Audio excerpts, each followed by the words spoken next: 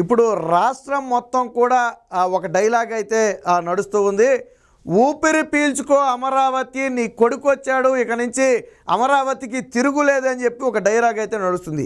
ప్రజలు ఎందుకు చంద్రబాబు గారిని ఇంతలా నమ్ముతున్నారు, ప్రజలు చంద్రబాబు గారిని ఎందుకు ఇంత భారీ మెజార్టీతో గెలిపించారు అంటే అన్నిటికీ మించి ప్రధాన అంశం రాజధాని. చదువుకున్న ప్రతి ఒక్కరూ మొట్టమొదటిగా ఆలోచించిన అంశం రాజధాని. రాజధాని లేని రాష్ట్రంగా ఆంధ్రప్రదేశ్ ఉండటాన్ని ప్రతి ఒక్కరు కూడా ఏదో ఒక కుటుంబంలో ఒక వ్యక్తి లేకపోతే మనం ఎలా ఫీల్ అవుతామో అలా ఫీల్ అవ్వాల్సిన పరిస్థితి. ఆ జగన్మోహన్ రెడ్డి అంటే దాచుకోవడం వాళ్ళ పార్టీ నేతలకు కాబట్టి వాళ్ళకి అమరావతితో పని లేదు. కానీ మీ బోటి నా బోటి వాళ్ళకి అరే బాబు మీ రాజధాని ఎదురా అంటే మనం చెప్పలేకపోతే ఒక రకమైన బాధ కలుగుద్ది. గతంలో ఒక హైకోర్టు జడ్జి కూడా మాట్లాడుతూ మా అమ్మాయి పక్క రాష్ట్రంలో చదువుకుంటుంది, మీ రాజధాని ఏంటని చెప్పి ఎగతాళి చేస్తున్నారని అప్పుడప్పుడు నాకు ఫోన్ చేసి బాధపడేదని చెప్పి ఒక హైకోర్టు జడ్జి మాట్లాడిన పరిస్థితి ఉందంటే ఏ విధంగా బయట ఉన్న వాళ్ళు బాధపడతారో మనందరికీ తెలుసు. కానీ ఇప్పుడు చంద్రబాబు గారు ఇంకా ప్రమాణ స్వీకారం చెయ్యనే లేదు, కానీ అమరావతి పనులను మాత్రం పరిగెత్తిస్తున్నారు. చంద్రబాబు గారు గెలిచిన వెంటనే ఎప్పుడైతే పూర్తిగా పార్టీ గెలిచిందని ఒక వార్త వచ్చిందో వెంటనే అమరావతి రైతులందరూ కూడా పండగ చేసుకున్న పరిస్థితి. దాదాపు 30,000 ఎకరాలను త్యాగం చేసినటువంటి రైతులు 4.5 ఏళ్లుగా ఈ అమరావతి రాజధానిగా ఉండాలని చెప్పి అలుపెరగని పోరాటం చేస్తూనే ఉన్నారు. పాపం ఈ 4.5 ఏళ్లలో వాళ్ళ ఇళ్లలో ఏ ఫంక్షను లేదు, ఒక పండగ లేదు, ఒక పబ్బం లేదు, ఎండ లేదు, వాన లేదు, మంచు లేదు, అక్కడే కూర్చుని నిర్విరామంగా ఉద్యమాన్ని అయితే సాగించారు. బహుశా దేశ చరిత్రలో కానివ్వండి, ప్రపంచ చరిత్రలో కానివ్వండి 4.5 ఏళ్ల పాటు ఒక ఉద్యమం సాగింది అంటే బహుశా అమరావతి ఉద్యమమే. మన దరిద్రం ఏంటంటే జగన్మోహన్ రెడ్డి లాంటి నియంతలకు ఆ ఉద్యమం కనపడదు. రోజు వాళ్ళ దగ్గర మీద నుంచే వెళ్తాడు వస్తాడు, కానీ ఏ రోజు కూడా ఒకరోజు అక్కడ ఆగి అమరావతి రైతుల దగ్గర దిగి మీ సమస్య ఏంటి నాకు చెప్పండి నేను పరిష్కరిస్తానని చెప్పి మాట్లాడిన పాపాను కూడా జగన్మోహన్ రెడ్డి పోలేదు. అంటే అది జగన్మోహన్ రెడ్డి తలబిరుసుతనం. ఆ తలబిరుసుతనానికే ప్రజలు మొన్న సమాధానం చెప్పారు.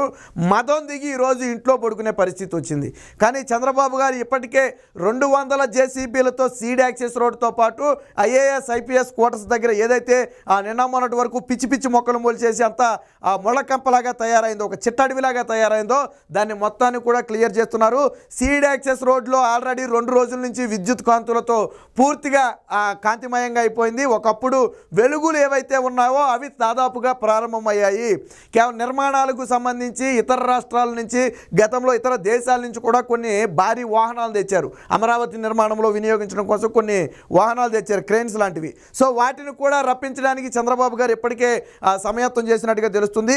పూర్తి స్థాయిలో ఏదైతే ఆల్రెడీ గతంలో దీనికి సంబంధించి ఒక స్ట్రెచ్చర్ అంతా రెడీ అయిందో, చంద్రబాబు గారు ప్రమాణ స్వీకారం చేయగానే మొట్టమొదట చేసే పని ఆల్రెడీ నిర్మించినటువంటి భవనాలను పూర్తి స్థాయిలో కంప్లీట్ చేయడం. ఇదే సమయంలో అటు సచివాలయం కానివ్వండి, ఇటు హైకోర్టు కానివ్వండి, అటు మిగతా ఇతర ఏదైతే ఉన్నాయో ఇంకా అసెంబ్లీ కానివ్వండి, వీటన్నిటినీ కూడా నిర్మాణాన్ని ఏకకాలంలో ప్రారంభించి 5 ఏళ్ల లోపు పూర్తి చేయాలి.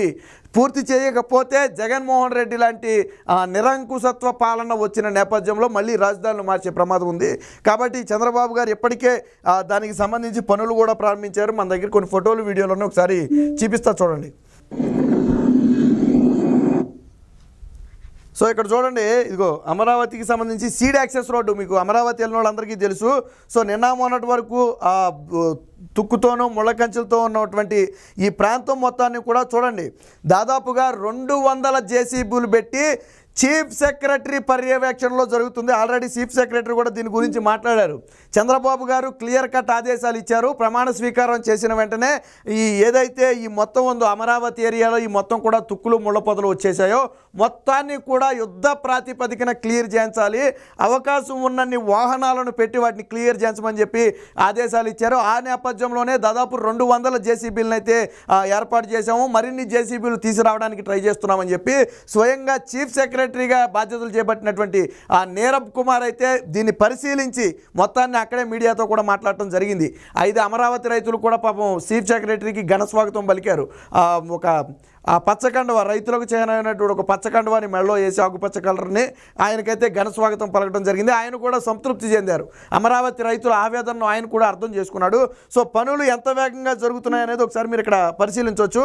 సో ఈ లైట్లన్నీ కూడా నిన్న మొన్నటి వరకు ఆగిపోయినాయి. అసలు ఈ లైట్లన్నీ కూడా ఎలగలేదు. దీనికి విద్యుత్ సప్లై అనేది లేదు. జగన్మోహన్ రెడ్డి వచ్చిన తర్వాత దాదాపుగా 5 ఏళ్ల పాటు చీకటిగా ఉంది ఈ ప్రాంతం. కానీ మొట్టమొదటిసారిగా నిన్న లేదా మొన్నటి నుంచి అయితే పూర్తిగా ఆ విద్యుత్ కాంతులు అయితే వేయడం జరిగింది. ఆ రోజుల్లోనే చంద్రబాబు గారు చూడండి ఎంతెంత స్తంభాలు వేసి వాటికి లైట్లు మొత్తం సీడ్ యాక్సెస్ రోడ్డు కూడా రెండు పక్కల ఆల్రెడీ ఇటుపక్క కూడా ఉన్నాయి చూడండి లైట్లు. సో ఇటుపక్క కూడా ఆల్రెడీ లైట్లు ఉన్నాయి. సో సీడ్ యాక్సెస్ రోడ్డుకి రెండు పక్కల కూడా పూర్తి స్థాయి లైట్లు. ఈ మధ్యలో కూడా అప్పుడు నీట్గా చెట్లను పెంచారు. ఇప్పుడు ఏంటంటే ఇవి చికచికగా పెరిగిపోయి వీటి మొత్తాన్ని కూడా క్రాప్ చేసి డిజైన్ చేయాల్సి ఉంది. సో పనులు చూడండి ఎలా జరుగుతున్నాయి. జేసీబీలతో పోలీసుల పర్యవేక్షణలో జరుగుతున్నాయి పనులు మొత్తం కూడా. సో మనం ఇక్కడ పోలీసు అధికారులను చూడొచ్చు. పోలీసుల ఆధ్వర్యంలో పనులకు ఆటంకం కలగకుండా ఏ పోలీసులను అయితే అడ్డం పెట్టుకుని నిన్న మొన్నటి వరకు జగన్మోహన్ రెడ్డి అమరావతి ప్రాంతంలో పారిపోయాడో ఇప్పుడు అదే పోలీసులను పెట్టి అమరావతి పనులను దగ్గరుండి జరిపిస్తున్నారు చంద్రబాబు గారు, ఇంకా ప్రమాణ స్వీకారం చేయకుండానే. సో అది ఒక నిబద్ధత కలిగినటువంటి వ్యక్తి తీసుకున్నటువంటి నిర్ణయానికి ఇదొక ఉదాహరణ. సో రాష్ట్రం మొత్తం కూడా హ్యాపీ. ఎందుకంటే చంద్రబాబు గారు మొదట ఇంకా కొన్ని దిగుతున్నాయి చూడండి. ఇవి ఇంకా దిగలేదు, పైనుంచి వస్తానే ఉన్నాయి జేసీబీలు. 200 జేసీబీలతో పనులైతే ప్రారంభించారు. సో పూర్తిగా దాదాపుగా చాలా వరకు అయితే సీడ్ యాక్సెస్ రోడ్ అయితే మొత్తం క్లియర్ చేసేసారు. ఇంకా మిగతా ప్రాంతాలు కూడా క్లియర్ చేయాల్సి ఉంది. దీనికి సంబంధించినటువంటి వార్త కూడా వచ్చింది, ఒకసారి చూద్దాం. సో ఇక్కడ మనం చూడొచ్చు యుద్ధ ప్రాతిపదికన అమరావతి నిర్మాణ పనులు ముఖ్యమంత్రి ప్రమాణ స్వీకారం అనంతరం దృష్టి నిలిచిన నిర్మాణాల ప్రతిష్టపై నిపుణుల నుంచి నివేదిక. రాజధానిలో సిఎస్ నీరబ్ కుమార్ ప్రసాద్ సుడిగాలి పర్యటన. సో చూడొచ్చు ఉదండరాయనపాలెం అమరావతి శంకుస్థాపన ప్రాంత పరిశీలనకు వచ్చిన సిఎస్ నీరబ్ కుమార్ ప్రసాద్తో మాట్లాడుతున్న అమరావతి రైతులు. ఎన్జిఓల క్వార్టర్లు పరిశీలిస్తున్న నీరబ్ కుమారు రాజధాని అమరావతికి శంకుస్థాపన చేసిన స్థలంలో నమస్కరిస్తున్నటువంటి ప్రస్తుత సిఎస్. సో గత సిఎస్లేమో అమరావతిని అంతం చేయడం కోసం పాటుపడితే ఇప్పుడు చంద్రబాబు గారి హయాంలో వచ్చినటువంటి నూతన సిఎస్ అమరావతి రైతులకు బాసటగా నిలవడంతో పాటు అమరావతి పనులను స్వయంగా దగ్గరుండి పర్యవేక్షించే ప్రయత్నం అయితే చేస్తున్నారు.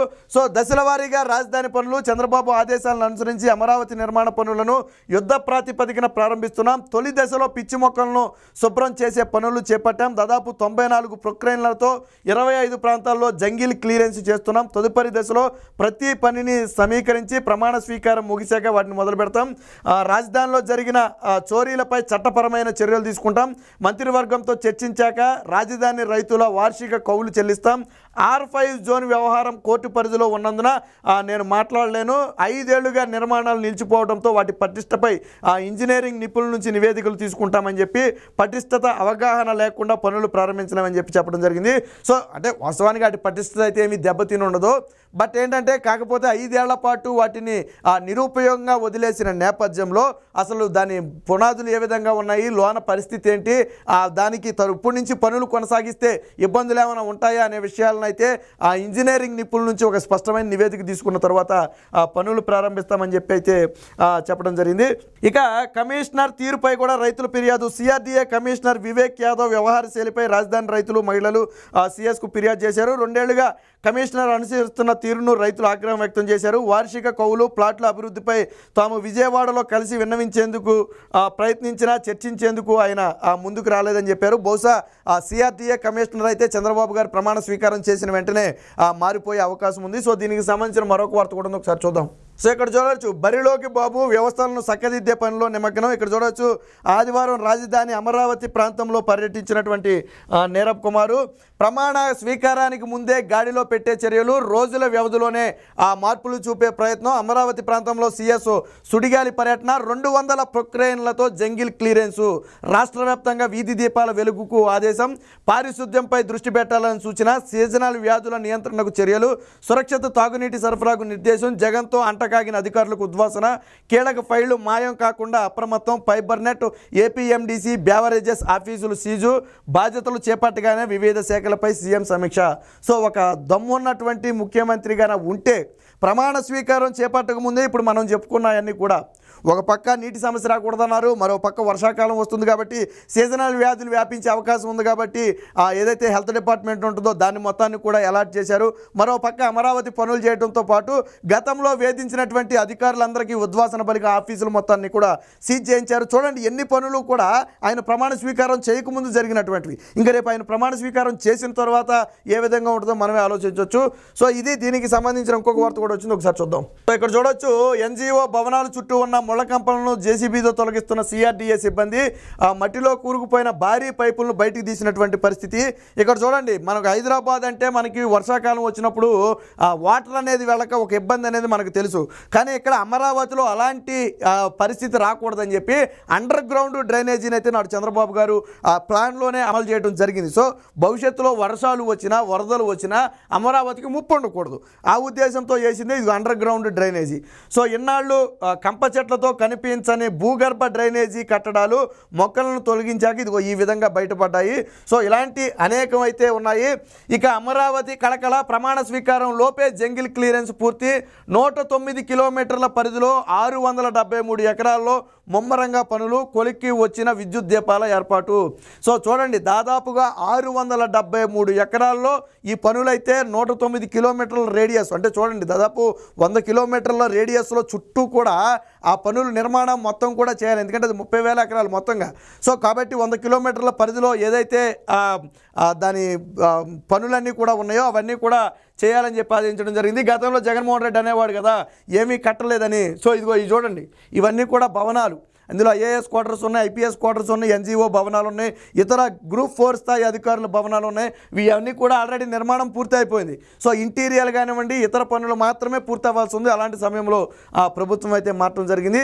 సో మొత్తంగా చంద్రబాబు గారు ప్రమాణ స్వీకారం చేయకముందే అమరావతిని అయితే పరుగులు పెట్టిస్తున్నారు. ఖచ్చితంగా ప్రమాణ స్వీకారం తరువాత వివిధ అంశాల వారీగా సమీక్షించి స్టెప్ బై స్టెప్ ఒక్కొక్క దశలో ఒక్కొక్క నిర్మాణాన్ని పూర్తి చేసుకుంటూ అమరావతి నిర్మాణాన్ని శరవేగంగా పూర్తి చేయాలన్న ఒక దృఢ సంకల్పంతో ఇప్పుడు చంద్రబాబు గారు ఉన్నట్టు స్పష్టంగా అర్థమవుతుంది.